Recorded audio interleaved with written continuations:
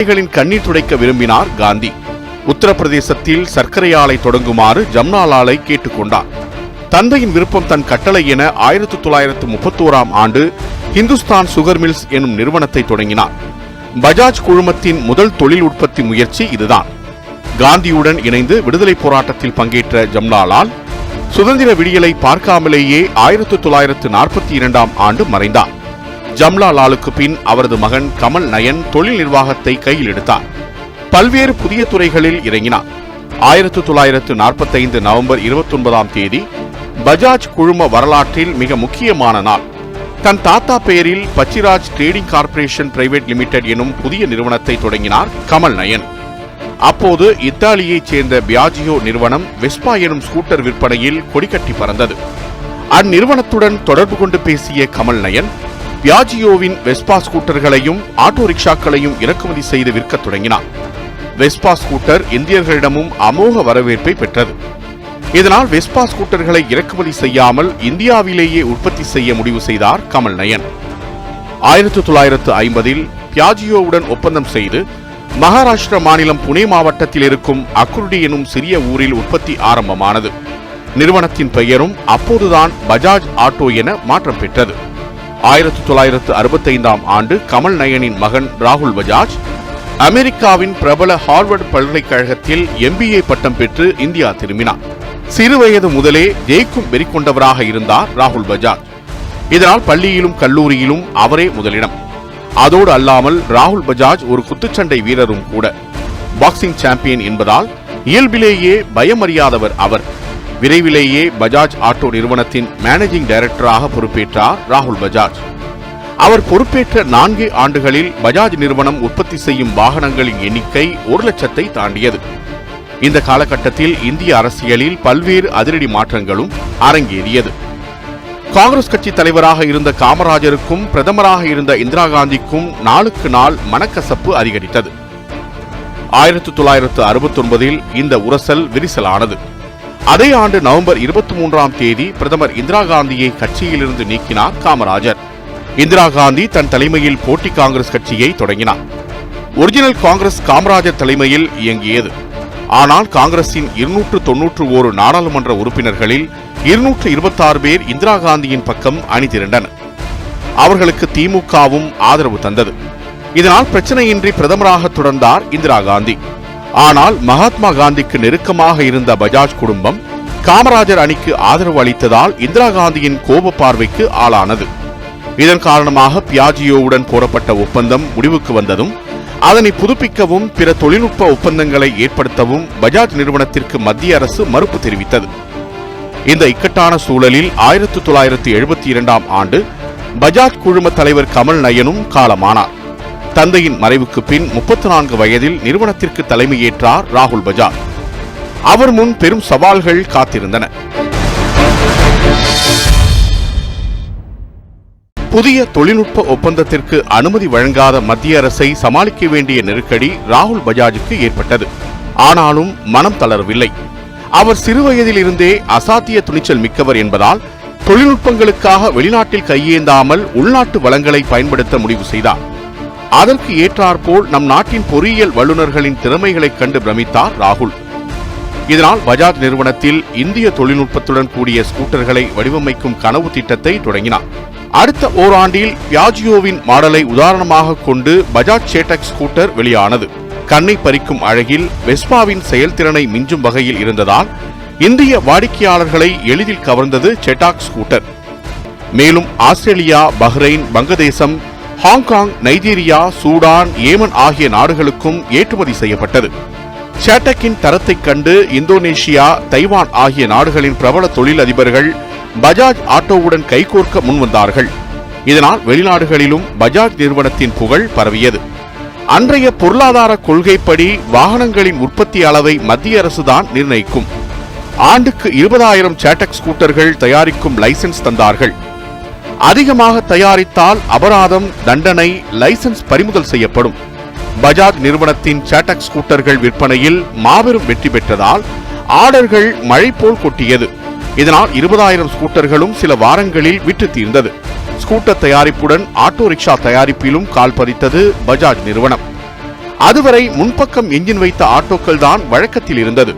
தொழில்நுட்ப வளர்ச்சி காரணமாக பின்புறம் என்ஜின் வைத்த ஆட்டோக்களை அறிமுகம் செய்தது பஜாஜ் நிறுவனம். அது முதல் இன்று வரை ஆட்டோ விற்பனை சந்தையில் பஜாஜ் நிறுவனம் தான் கோலோச்சி வருகிறது. இந்திய சாலைகளை ஆக்கிரமித்துள்ள இந்த ஆட்டோக்களில் நாம் அனைவரும் சிறுவயது முதல் ஒருமுறை அல்ல நிச்சயம் கணக்கில்லாமல் பயணம் செய்திருப்போம்.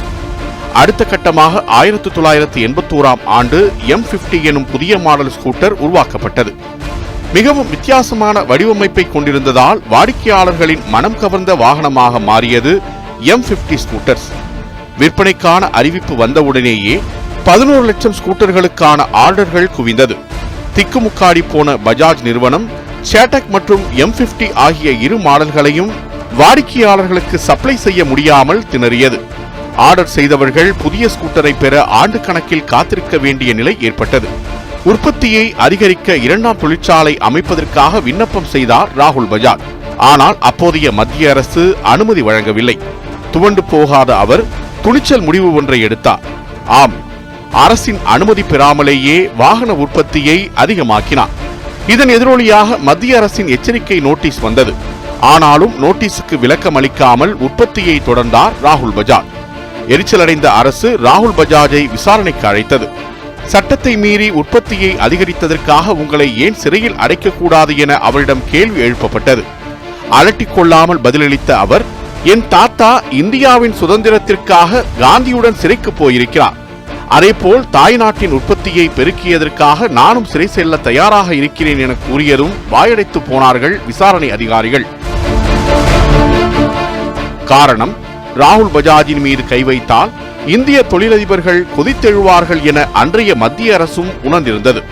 இதனால் அவர் மீதான தண்டனை நடவடிக்கைகளும் கைவிடப்பட்டன. ஆட்சியாளர்களுக்கு அஞ்சி அவர்களின் எத்தகைய நடவடிக்கைகளையும் எதிர்த்து பேசாமல் அடங்கி ஒடுங்கி இருந்தால் மட்டுமே தங்களின் நிறுவனங்களை காப்பாற்றிக் கொள்ள முடியும் என பிற தொழிலதிபர்கள் வாழ்ந்த காலம் அது. ஆனால் நெஞ்சில் துணிவும் நேர்மையும் இருந்தால் அதிகார பீடத்தின் எந்த அநீதியையும் வெல்ல முடியும் என நிரூபித்து காட்டினார் ராகுல் பஜாஜ். 1984ஆம் ஆண்டு இந்திரா காந்தி படுகொலை செய்யப்பட்ட பின் ராஜீவ்காந்தி அடுத்த பிரதமரானார். மத்திய அரசின் அணுகுமுறையிலும் மாற்றம் ஏற்பட்டது. பஜாஜ் நிறுவனத்திற்கும் 2ஆம் தொழிற்சாலையை தொடங்கும் அனுமதி கிடைத்தது. மத்திய அரசுடன் ஏற்பட்ட சுமூக உறவால் ஆனந்த அதிர்ச்சியடைந்தார் ராகுல் பஜாஜ். இதன் மூலம் பஜாஜ் நிறுவனத்தின் வளர்ச்சி பல மடங்கு அதிகரிக்கும் என கணக்கு போட்டார். ஆனால் இனிதான் ராகுலுக்கு நிஜ அதிர்ச்சி காத்திருந்தது. ஆம், ஜப்பானைச் சேர்ந்த பல்வேறு நிறுவனங்கள் ஆட்டோமொபைல் துறையில் புயல் வேகத்தில் முன்னேறிக் கொண்டிருந்தன. அதுவரை கார் சந்தையில் உலக சாம்ராட்களாக இருந்த அமெரிக்காவின் ஜெனரல் மோட்டார்ஸ் மற்றும் ஃபோர்ட் நிறுவனங்களை பின்னுக்கு தள்ளி டொயோட்டா முதலிடம் பிடித்தது. இந்த வெற்றி தந்த உத்வேகத்தால் சக ஜப்பான் நிறுவனங்களான ஹோண்டா, கவாசகி, சுசுகி, யமஹா ஆகியவை உலக மோட்டார் சைக்கிள் மார்க்கெட்டை குறிவைத்தது. அதிக மைலேஜ், மலிவு விலை ஆகிய காரணங்களால் அதுவரை முதலிடம் பிடித்த இத்தாலியின் பியாஜியோ, இன்னோசென்டி ஆகியவற்றை இந்நிறுவனங்கள் புறம் தள்ளின. இதனால் உலகளவில் ஸ்கூட்டர் விற்பனையை விட பைக் விற்பனை அதிகரிக்க தொடங்கியது. 1984ஆம் ஆண்டில் அப்போதைய பிரதமர் ராஜீவ்காந்தி பொருளாதார கட்டுப்பாடுகளை தளர்த்த தொடங்கினார். இதன் எதிரொலியாக பல்வேறு துறைகளிலும் வெளிநாட்டு நிறுவனங்களின் தொழில்நுட்பமும் முதலீடுகளும் அதிகரிக்க தொடங்கியது. இந்தியாவின் ஹீரோ நிறுவனம் ஹோண்டாவுடன் கைகோர்த்தது. விரைவில் ஹீரோ ஹோண்டா பைக்குகள் இந்திய சாலையில் வலம் வர தொடங்கியது. இதேபோல் பஜாஜ் நிறுவனமும் கவாசாகி நிறுவனமும் ஒப்பந்தம் செய்து பஜாஜ் கவாசாகி பைக்குகள் அறிமுகம் செய்யப்பட்டன. இந்த மாடல் பைக்குகள் வெற்றி பெற்ற போதும் ஹீரோ ஹோண்டாவின் விற்பனையை தொட முடியவில்லை. இதற்கு காரணம் பஜாஜ் நிறுவனம் ஸ்கூட்டர்கள், பைக்குகள் என இரட்டை குதிரையில் சவாரி செய்ததுதான். விற்பனையில் பஜாஜ் ஆட்டோக்கள் கோலோச்சி வந்தாலும் அந்நிறுவனத்தின் முதுகெலும்பாக ஸ்கூட்டர் வியாபாரமே இருந்தது. 1986ஆம் ஆண்டு அறிமுகம் செய்யப்பட்ட M80 மாடல் ஸ்கூட்டர் அதே ஆண்டு 5 லட்சம் ஸ்கூட்டர்கள் வரை விற்பனையாகி மாபெரும் சாதனை படைத்தது. அடுத்து அறிமுகம் செய்யப்பட்ட பஜாஜ் சன்னி எனும் 50cc ஸ்கூட்டரும் பஜாஜ் லெஜெண்ட் எனும் 100cc ஸ்கூட்டரும் விற்பனையில் சக்கை போடு போட்டன. இதனால் பஜாஜ் நிறுவனம் விற்பனையில் உச்சத்தை தொட்டது. உலக அளவில் ஹோண்டா, சுசுகி, கவாசாகி போன்ற நிறுவனங்களுக்கு அடுத்தபடியாக இருசக்கர வாகன விற்பனையில் 4ஆம் இடம் பிடித்தது பஜாஜ். ஆனால் ஸ்கூட்டர்களின் இந்த அதீத விற்பனை வெறும் காணல் நீர் என உணர்ந்திருந்தார் ராகுல். காரணம், இருசக்கர வாகன தொழில்நுட்பத்தில் ஜப்பானியர்கள் இந்தியர்களை விட பல மடங்கு முன்னேறியிருந்தனர். இதனால் இனி சொந்த தொழில்நுட்பங்களை நம்பி போட்டியாளர்களை சமாளிக்க முடியாது என நினைக்க தொடங்கினார் அவர். காரணம் 1990களில் இந்தியா உலகமயமாக்கல் கொள்கையை நோக்கி நகர்ந்து கொண்டிருந்தது. அதுவரை இருந்த கட்டுப்பாடுகளால் வெளிநாட்டு நிறுவனங்கள் நேரடியாக இந்தியாவில் உற்பத்தி தொழிற்சாலையை தொடங்க முடியாத நிலை இருந்தது. பஜாஜுக்கு இது ஒரு பாதுகாப்பு கேடயமாக இருந்ததால் அந்நிறுவனம் சந்தையில் சாதனைகளை படைத்துக் கொண்டிருந்தது. ஆனால் பன்னாட்டு நிறுவனங்களுக்கு இந்திய சந்தைகள் திறந்துவிடப்பட்டதால் அவர்களுடனான போட்டியை பஜாஜ் நிறுவனத்தால் தாக்குப்பிடிக்க முடியாது. இதை மிகச்சரியாக கணித்து ஸ்கூட்டர்களை விட பைக் உற்பத்தியில் அதிக கவனம் செலுத்த தொடங்கியது பஜாஜ் நிறுவனம். வெளிநாட்டு நிறுவனங்களுக்கு அன்றைய நரசிம்மராவ் தலைமையிலான மத்திய அரசு சலுகைகளை வாரி வழங்கிக் கொண்டிருந்ததால் இந்திய தொழிலதிபர்களிடையே புகைச்சல் அதிகரித்தது. வெளிநாட்டு நிறுவனங்களுக்கு இந்தியாவில் தொழில் செய்ய அனுமதிப்பதற்கு முன்னர் அந்த நிறுவனங்களுக்கு கொடுக்கப்படும் சலுகைகளை இந்திய நிறுவனங்களுக்கும் கொடுக்க வேண்டும். அப்போதுதான் இந்திய நிறுவனங்களை அச்சுறுத்தும் விதமாக வெளிநாட்டு நிறுவனங்கள் இருக்காது என இந்திய தொழிலதிபர்கள் சார்பில் ஓங்கி குரல் எழுப்பியவரும் ராகுல் பஜாஜ் தான். 90களின் இறுதியில் பஜாஜ் பாக்ஸர் மற்றும் கேலிபர் எனும் பைக்குகள் அறிமுகம் செய்யப்பட்டது. சந்தையில் வரவேற்பு இருந்தாலும் அப்போது கொடிகட்டி பறந்த ஹீரோ ஹோண்டாவின் ஸ்பிளெண்டர் பைக்குகளின் சாதனையை இவற்றால் நெருங்கக்கூட முடியவில்லை. அப்போது பெரும்பாலும் ஸ்பிளெண்டர் போன்ற 100cc பைக்குகளின் விற்பனையே அதிக அளவில் இருந்தது. இந்த நேரத்தில் மிக முக்கியமான முடிவு ஒன்றை எடுத்தார் ராகுல் பஜாஜ். ஆம், ஸ்பிளெண்டர் போன்ற 100cc பைக்குகளுக்கும் ராயல் என்ஃபீல்டின் 350cc மொபெட்டுகளுக்கும் இடைப்பட்ட 150cc பைக்குகளை தயாரிக்க திட்டமிட்டார். ஆனால் நிறுவனத்திற்குள்ளும் வெளியிலும் கடுமையான எதிர்ப்பு கிளம்பியது. இந்தியாவில் 150cc பைக்குகளுக்கு மார்க்கெட்டே இல்லாததால் இந்த முடிவு பஜாஜ் நிறுவனத்தை மீளா படுகொழியில் தள்ளும் என எச்சரித்தார்கள். ஆனால் எப்போதும் உள்ளுணர்வு சொல்வதை மட்டுமே கேட்டு செயல்படும் ராகுல் பஜாஜ் இதையெல்லாம் பொருட்படுத்தவில்லை. 100 கோடி ரூபாயை ஒதுக்கீடு செய்து வெளிநாட்டு தொழில்நுட்ப வல்லுநர்களின் உதவியுடன் புதிய மாடல் பைக்கினை வடிவமைக்கும் முயற்சியில் இறங்கினார். 3 ஆண்டு கடும் உழைப்புக்கு பின் தயாரானது பஜாஜ் நிறுவனத்தின் முடிசூடா மன்னன் பல்சர் பைக்குகள். இதனை ஸ்பிளெண்டர் பைக்குகளின் விலையான 40,000 ரூபாய் மதிப்பில் விற்கலாம் என்று மார்க்கெட்டிங் ஆலோசகர்கள் சொன்னார்கள். அதே விலை, ஆனால் அதிக சக்தியுடன் அதிவேகம் செல்லும் பைக் என்பதால் வாடிக்கையாளர்கள் அள்ளிக்கொண்டு போவார்கள் என்பது அவர்கள் கணக்கு. ஆனால் பல்சரின் விலையை 54,000 ரூபாயாக நிர்ணயித்தார் ராகுல் பஜாஜ். ஸ்பிளெண்டரை விட அதிக திறன் கொண்ட பைக் என்பதால் வாடிக்கையாளர்கள் அதிக விலை கொடுக்க தயங்க மாட்டார்கள் என முடிவு செய்தார் அவர். நிறுவனத்தின் தலைவிதியையே மாற்றி எழுதக்கூடிய பைக் என்பதால் ஸ்பிளெண்டரை விட பல்சர் ஏன் உயர்வானது, எப்படி உயர்வானது என்பதை வாடிக்கையாளர்களின் மனங்களில் பதிய வைக்க வேண்டும் என திட்டமிட்டார். பல்சர் இளைய தலைமுறையின் அடையாள சின்னம் எனும் பிம்பத்தை உருவாக்க முயன்றார். வித்தியாசமான விளம்பர படங்களை எடுத்தார். அதில் இளைஞர்களை கவரும் விதமாக ஜீன்ஸ் பேண்ட், கருப்பு கண்ணாடி, திறந்த சட்டை பட்டன்களுடன் ஆண்களும் மாடர்ன் உடைகளில் பெண்களும் நடித்தனர். போட்டி தயாரிப்புகளை விட 20% அதிக மைலேஜ், 52% குறைவான மாசு கசிவு என விளம்பரம் செய்யப்பட்டது. பஜாஜின் இந்த ஆதாரங்களுக்கு ஹீரோ ஹோண்டா பதிலே சொல்லவில்லை. ஆகவே பல்சர் தான் உயர்தரம் என்னும் நம்பிக்கை மக்கள் மனங்களில் பதிந்தது. குறிப்பாக இளைஞர்கள் மத்தியில் ராகுல் பஜாஜ் நினைத்தது போல் பல்சர் எனும் தீப்பொறி சந்தையில் பற்றி எரிய தொடங்கியது. பல்சர் அறிமுகப்படுத்தப்பட்ட 2001ஆம் ஆண்டில் வெறும் 12,000 பைக்குகள் மட்டுமே விற்பனையான நிலையில் அதற்கு அடுத்த ஆண்டே 3 லட்சம் பைக்குகள் வரை விற்பனையாகின. நாடு முழுவதும் உள்ள இளைஞர்களின் மனம் கவர்ந்த பைக்காக சாலையில் கோலோச்ச தொடங்கியது பஜாஜ் பல்சர். இதற்கு அடுத்தடுத்த ஆண்டுகளில் பிளாட்டினா, CD100, டிஸ்கவர் போன்ற பைக்குகளும் சந்தையில் அறிமுகப்படுத்தப்பட்டன. இவை மற்ற நிறுவனங்களுக்கு கடும் போட்டியாக மாறின. ராகுல் பஜாஜ் கணித்தது போன்று உலகம் ஸ்கூட்டர்களை மறந்து பைக்குகளை கொண்டாட தொடங்கியிருந்தது. இதை சரியாக திட்டமிட்டு செயல்படுத்தியதால் தான் பஜாஜும் அசைக்க முடியாத வாகன உற்பத்தி நிறுவனமாக தன்னை நிலைநிறுத்திக் கொண்டது. ஆனால் அதற்கு அடுத்ததாக 2008ஆம் ஆண்டு சோதனை காலம் தொடங்கியது. அமெரிக்காவில் நிலவிய பொருளாதார மந்தநிலையால் ஏராளமான வங்கிகள் திவாலாகின. இந்த பொருளாதார மந்தநிலை உலக அளவில் பெரும் பாதிப்பை ஏற்படுத்தியது. ஆனால் அன்றைய மன்மோகன் சிங் தலைமையிலான மத்திய அரசின் முன்னெச்சரிக்கை நடவடிக்கைகளால் இந்தியாவில் இதன் தாக்கம் குறைவாகவே இருந்தது. ஆனாலும் ரியல் எஸ்டேட், வாகன விற்பனை போன்ற துறைகள் பாதிப்பை எதிர்கொண்டன.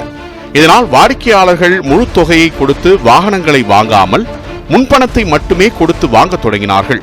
மீதியை நிதி நிறுவனங்களிடம் கடன் வாங்கினார்கள். உலகளாவிய நிதி சிக்கலால் நிதி நிறுவனங்கள் கடன் தருவதை கட்டுப்படுத்தின. இதனால் பஜாஜ் உட்பட அத்தனை இருசக்கர வாகன நிறுவனங்களின் விற்பனையும் கடும் சரிவை சந்தித்தன. ஆனால் அடுத்த ஆண்டே நிலைமை சீரானதால் இந்நிறுவனங்கள் சரிவிலிருந்து மீண்டெழுந்தன. 2010ஆம் ஆண்டு வாக்கில் ஹீரோ மற்றும் ஹோண்டா நிறுவனங்களிடையே கருத்து வேறுபாடு ஏற்பட்டு ஹீரோ மோட்டோ கார்ப் எனும் தனி நிறுவனம் உதயமானது. அதுவரை ஒரு போட்டியாளரை சமாளித்த பஜாஜுக்கு தற்போது ஹீரோ மற்றும் ஹோண்டா எனும் 2 போட்டியாளர்கள் உருவானார்கள். அதோடு 2013ஆம் ஆண்டு வாக்கில் மன்மோகன் சிங் தலைமையிலான 2வது ஐக்கிய முற்போக்கு கூட்டணி அரசு வரைமுறையே இல்லாமல் சீன பொருட்களை இறக்குமதி செய்ய அனுமதி வழங்கியது. இது இந்திய பொருளாதாரத்திலும் தாக்கத்தை ஏற்படுத்தியது. இதன் எதிரொலியாக இந்திய ரூபாயின் மதிப்பு வீழ்ச்சியடைந்து வந்ததால் அரசின் பொருளாதார கொள்கையை தொழிலதிபர்கள் விமர்சிக்க தொடங்கினர். ராகுல் பஜாஜும் மன்மோகன் சிங் அரசின் பொருளாதார கொள்கை குறித்து கவலை தெரிவித்தார். வரைமுறையில்லாமல் இறக்குமதி செய்யப்படும் சீன பொருட்களுக்கு கட்டுப்பாடுகளை விதிக்க வேண்டும் என்றும் அவர் மன்மோகன் சிங் அரசை வலியுறுத்தினார். அந்த காலகட்டத்தில் பஜாஜ் ஸ்கூட்டர்களின் விற்பனை ஆண்டுக்கு 3000, 5000 என சுருங்கியதால் ஸ்கூட்டர் தயாரிப்பை முழுமையாக கைவிட்டது பஜாஜ் நிறுவனம். ஆனாலும் ராகுல் பஜாஜின் சாதுரியமான திட்டமிடலால் அடுத்தடுத்த ஆண்டுகளில் அவெஞ்சர், V15, பஜாஜ் டோமினார் போன்ற பைக்குகள் களமிறக்கப்பட்டன. அத்துடன் பல்சர் பைக்குகளின் மேம்படுத்தப்பட்ட மாடல்களான Pulsar RS200, Pulsar NS200, Pulsar 220F, Pulsar NS 160 போன்ற மாடல்கள் அறிமுகப்படுத்தப்பட்டு சந்தையில் பெரும் வரவேற்பை பெற்றன. இதனால் ஹோண்டாவை பின்னுக்கு தள்ளி இந்திய இருசக்கர வாகன விற்பனை சந்தையில் 2ஆம் இடம் பிடித்தது பஜாஜ் நிறுவனம். ஆனால் அசைக்க முடியாத அளவிற்கு ஹீரோ மோட்டார் கார் முதலிடத்தில் உள்ளதும் நிதர்சனம். இந்த இடத்தையும் தட்டிப்பறிக்கும் முனைப்பில் உள்ள பஜாஜ் பிரபல ஸ்போர்ட்ஸ் பைக் நிறுவனமான KTM உடன் கூட்டணி அமைத்து தன்னை இன்னும் வலுப்படுத்திக் கொண்டுள்ளது. அத்துடன் தொடக்க காலத்தில் தனது நிறுவனத்தின் அஸ்திவாரமாக திகழ்ந்த சேட்டக் ஸ்கூட்டர்களை தற்போது மீண்டும் மறு வடிவமைப்பு செய்து எலக்ட்ரிக் ஸ்கூட்டர்களாக அறிமுகப்படுத்தியுள்ளது. இதுவரை 3 மற்றும் இருசக்கர வாகன உற்பத்தியில் மட்டுமே தடம் பதித்த பஜாஜ் நிறுவனம் அடுத்ததாக 4 சக்கர வாகன உற்பத்தியிலும் தன் பார்வையை பதித்துள்ளது. டாடா நேனோ கார்களுக்கு போட்டியாக பஜாஜ் கியூட் எனும் சிறிய ரக வாகனத்தை சந்தைப்படுத்தியுள்ளது. இப்படியாக 75 ஆண்டுகளை கடந்தும் இந்திய தொழில்துறையின் ராஜபாட்டையில் வீறுநடை போட்டு வருகிறது பஜாஜ் நிறுவனம்.